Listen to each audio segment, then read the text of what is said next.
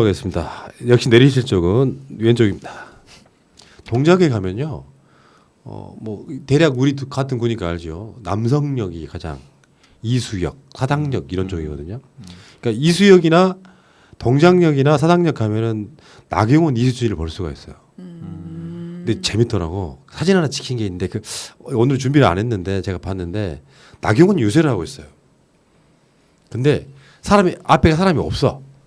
이쪽에 이수진 후보가 굉장히 많은 사람들의 그 사진 스포트라이트를 받으면서 지금 막 인터뷰를 하고 있는 장면이 비교되는 장면이 하나 있어요. 어쨌든 지금 최근에 이수진에게 나경원 후보가 많이 붙은 건 사실이에요. 그 전에 이제 아예 뒤집어진 여론조사가 하나 나왔었잖아요. 이거는 분명히 유선 전화의 비율이 너무 높아가지고 30% 이상 막 되는 거는 좀 믿기 어려운데 이게 지금 45.3, 42.8 이렇게 조금 붙었던 건 MBC하고 코리아 리서치 여론조사이기 때문에 여기는 뭐 유선 비율도 8%밖에 안 됩니다. 동작에 거주하는 만 18세 이상 남녀 이분들한테 지금 물어본 건데 이렇게 붙은 건 있어요. 그러니까 붙은 건 사실일 수 있지만 나경원이 현실적으로 지역에서 이수진을 이겼을 가능성은 저는 거의 없다고 보거든요. 나경원도 이제 아까 말하면 그 오세훈도 그렇지만 나경원도 지금 그렇게 마케팅하고 있거든요. 미래통합당의 대선 주자다. 여성 대선 주자 키워야 된다 이렇게 이야기하고 있어서 오늘 방송 제목처럼 지금 대선 주자 박멸의 시간이 다가오고 있는 것 같습니다.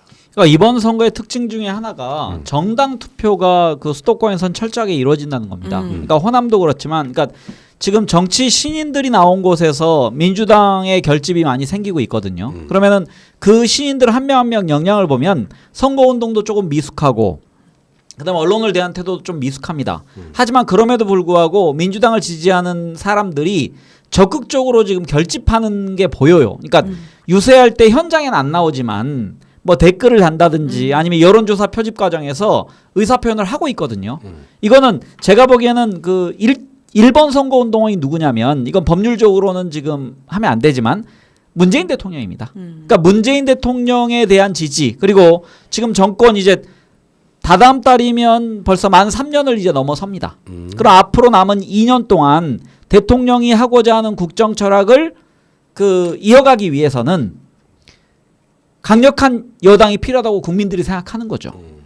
그리고 초기에는 뭐 코로나에 대한 대응, 그다음에 경제적 문제에 대한 뭐 불만이 다소 있을 수 있었지만 시간이 지나면서 길게 봤더니 그게 결국은 우리 공동체가 살기 위한 거구나.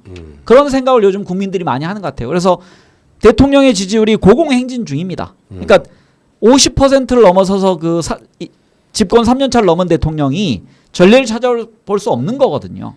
그런 면에서는 우리 이번이 대단히 입법부의 구성을 바꿀 수 있는 기회입니다. 예, 그러니까 이게 저는 그렇게 생각해요. 이 선거운동이라고 하는 것이 좋은 사람, 나쁜 사람 가려내는 것이 돼야 되는데 이게 맹목적 투표를 하다 보니까 나경원 찍는 사람 가끔씩 그런 얘기 표현하잖아요. 나경원 찍는 사람들은 뭐래? 미래통합당 찍는 사람들은 뭐래? 이런 생각이 드는데 실제로 나경원 씨는요. 민식이법 그러니까 기억들을 소환해 드릴게요. 막말 수도 없이 말한 건 빼놓지 않고 왜 기억들 아시겠지만 그 강원 산불 났을 때 정의용 안보실장 잡아놨던 것도 사실은 나경원이고 민식이법 통과시켰는데 또 소위 말하면 민식이법 벌모로 해가지고 또 그 국회 마비시켰던 바로 그런 장본이기도 하고요. 물론 원내대표를 했다고 하는 그런 것들이 숙명적인 것도 있겠지만 원래 이 양반의 정치적 캐릭터나 인간적 스타일이 나서기 좋아하고 뭐 동물국회를 지원한 장본이기도 하고 그러니까 사실은 김진태보다 더 지역을 부끄럽게 만든 사람이에요. 무슨 오죽했으면 이 사람한테 대진년 학생들 가가지고 사사건건 아베 편 이렇게 그쪽에서 캠페인을 했겠어요. 근데 나경원이 정말 위기의식을 느끼는 그 현장에 대한 사진이 보도된 적이 있습니다. 거의 그 나경원이라는 정치인이 최초로 자기 딸을 유세차에 올렸어요. 그 사진을 보셨나요? 네. 다 알지. 자기 딸도 올리고 자기 남편 김재호 판사도 같이 유세차에 올랐습니다. 이 얘기는 그 자기 딸이 어떤 상황인지 알잖아요. 알만한 사람들은. 근데 그 딸에게 발언을 시킵니다. 이건 아마 나경원 입장에서는 그 제가 쓴 속담 중에 하나가 영어지만 우리말로 번역하면 모든 가정에는 벽장에 해골 하나씩 가지고 있다. 이 얘기 뭐냐면 뭐야 그게. 이게 영어 한번 할까요? 해봐요. Every family has a skeleton in its closet. 콩글리시로 한 겁니다. 되게 좋아 보인다. 그게 뭐냐면 벽장 속에 해골 하나 넣고 있어요. 그 해골은 뭐냐면 남한테는 보이고 싶지 않은 우리 집만의 눈물샘이 하나씩 있는 거죠. 아, 그렇지. 나경원에게 눈물샘이거든요. 분명히 딸은. 근데 그 딸까지 동원해서 선거운동을 이제 할 수밖에 없는 본인의 상황입니다. 근데 나경원 의원 같은 경우에는 초창기에 딸 가족 다 같이 TV 프로그램에 출연해가지고 그 다 이렇게 초창기에 아주 초창기에 사실은 그걸로 이미지를 많이 만들었거든요. 근데 제가 나경원을 보면서 정말 속상했던 게 뭐냐면은 수많은 장애인들을 둔 부모를 배신한 대표적인 사람이에요. 나경원을 지지했던 수많은 장애인 부모들은 같은 부모의 심정일 거라고 생각을 하고 장애인들을 위한 정책에 앞장서 줄 거라고 믿어 의심치 않았다고 얘기를 하거든요. 근데 그 부모님들이 정확하게 이렇게 표현하셨어요. 야, 니네 자식하고 내 자식하고 장애인이라고 똑같은 줄 알아? 라는 뉘앙스였다고. 그러니까 그분들이 받은 상처가 그렇게 컸다라고 얘기를 하시더라고요. 그리고 정말로 사실 장애인을 키우고 있는 부모님들은 아주 예민해요. 그 감수성이 그 부분에 있어서 굉장히 민감하신데 왜 장애인 시설 가가지고 보여주기 식으로 그렇죠. 장애인 다 벗겨놓고 목욕시키고 사실 그거 굉장한 인권 침해거든요. 거기에 대한 인권 감수성도 없는 사람이었다는 거예요. 그러니까 본인 딸이 장애인이라고 저는 단 한 번 본인 가슴이 피멍이 들어봤는지 솔직히 좀 의문입니다. 예. 그러니까 이것도 약간 공감력 차원에서 분석할 수 있는 정치 캐릭터거든요. 자기가 이 주목받고 뭔가 현역 국회의원 대고의 목적은 있는 사람인데 사실은 어떤 상황에서도 딸을 데리고 나오면 안 되는 상황이었다고 일단 보고. 그렇죠. 그렇기 때문인지 몰라도 자기 아들에 대해서는 정말 엄마 찬스 어마어마하게 쓰신 걸로 추정이 되는 지금 그 의혹들이 하나도 해소가 안 되고 있고요. 근데 그 과정에서 지금 황교안이 말했던 전 국민 50만 원 지금은 동의하기가 어렵다. 훌륭하세요. 계속 이렇게 하세요. 그러니까 나경원은 좀 보면요 지식이 좀 설리겠어요. 그러니까 수박 거달기 지식인의 대표적인 모습이야. 그러니까 이게 무슨 토론 나경원이 한참 토론 대표주로 나갔던 적이 있었죠. 초재선일 때는. 그러면은 지식이 광범위하게 들은 건 많은 사람인데 막상 보면 깊이가 하나도 없어요. 이 상황에서 되게 원론적인 이야기예요.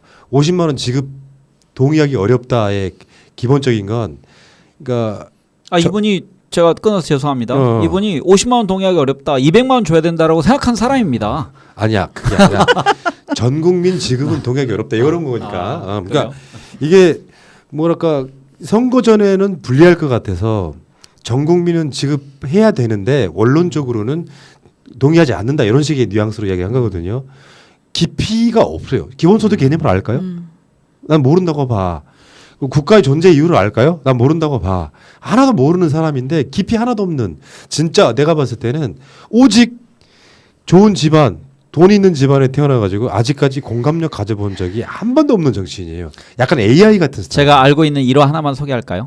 그 나경원이 그 싱가포르에서 그 아시아 그 미래 지도자 포럼 이런 데 참석했다고 합니다. 근데 저 아는 사람도 거기에 참석했었고 이제 저 아는 사람은 업계를 대표하는 여성으로서 참석했었고 한국에서 이제 정치인을 대표하는 사람으로 나경원이 왔다고 합니다. 근데 영어를 한마디도 못할 뿐더러 거기에 대한 질문을 하면 이제 우리말 옆에서 통역을 누가 해주잖아요. 근데 그 질문에 대해서 제대로 된 답을 하나도 못해서 옆에 있는 통역이 물어봤답니다. 이거 어찌 해야 할까요? 대답 내용이 없는데 어떤 분이랑 굉장히 오버랩이 되는데요. 예. 아니 근데 그분은 이제 학력이 이렇게 하이스펙으로 돼 있지는 않잖아요. 그러니까 이분은 학력은 굉장히 하이스펙으로 돼 있고 거기다 이제 그 판사라는 이렇게 그 직책까지 가졌었는데 서강대 비하봐라. 듣는 서강대 출신 기분 좀 그렇네요. 아니 뭐 당황하는 거 봐. 아니 서강대를 어떤 방법으로 입학했었나 확인해 보셨습니까? 예. 서강대는 나머지 분들 다 훌륭합니다. 우리 김성수 평론가를 비롯해서. 어쩌고 그래서 정말 아까 말씀하신 대로 컨텐츠가 없는, 그러니까 겉만 번지르한 얘기, 누구나 할 수 있는 추상적인 얘기. 제가 정치인들 얘기 중에 그런 걸 제일 싫어하거든요. 근데 정말 우리 가슴에 와닿는 얘기를 하는 정치인들을 우리는 실은 좋아합니다. 토론회 때. 그렇죠. 대표적인 게 우리 그 슬프지만 노회찬 대표 같은 분은 이해가 너무 쏙쏙 되게 공감하게 만들잖아요. 그러니까 공감력이 없는 정치인들이 말도 아주 그 겉도는 얘기만 합니다. 그러니까 근데 나경원이요 이제 자기 급을 높여요. 저보고 대통령 한번 나가라더라. 실제로 김황식이 왔을 때도 그런 얘기를 했어요. 여성 정치인으로 대선에 나가야 된다. 여성 정치인 최고로 키운다. 뭐 이렇게 하고 있긴 한데. 저는 그 말 자체가 우리 여성들 전체를 수준을 굉장히 낮게 보고 하는 말이라고 생각해요. 여성이라는 게 붙어 있다고 많은 여성분들이 일단 지지하고 본다라는 게 밑에 깔려 있지 않으면 저는 그런 생각 자체를 할 수 없다고 생각합니다. 그러니까 나경원은 사실은 더 악랄한 박근혜일 가능성이 높아요. 나경원은 사람 인물 유형 중에 그런 게 있거든요. 자기가 똑똑하다고 생각하는 사람은 남의 말을 듣지 않아요. 예를 들어서 진짜 좋은 정치인이 되려면 소위 말하면 좌파 빨갱이들의 주장이라고 할지라도 기본소득이 뭔지 공부해야 돼요. 근데 그게 잘 안 들어오는 이유 중에 하나가 내가 똑똑하다고 느끼기 때문에 상대방이 갖고 이건 뭐 좌파들의 무슨 뭐 선동일 뿐이야라고 생각해 버리면 기본소득 안에 들어가 있는 디테일과 사례들과 역사를 공부를 안 합니다. 그러면 절대 받아들이지 않지. 그러니까 나경원 같은 캐릭터들이 그런 거예요. 우리가 보기엔 약간 좀 모자란 캐릭터인데 본인은 똑똑하다고 생각하는 캐릭터예요. 그러니까 나보고 대통령 한번 나가라고 하더라. 요 말은 남의 말을 빌어서 이 사람이 남의 말을 빌어서 그런 말 하기 좋아하잖아요.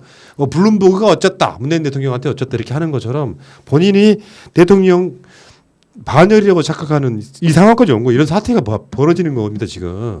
이 사람은요. 국회의원 되지 못하면 바로 수사받아야 되는 사람이에요. 그렇죠. 그러니까 이걸 가지고 선거운동 하는 거죠.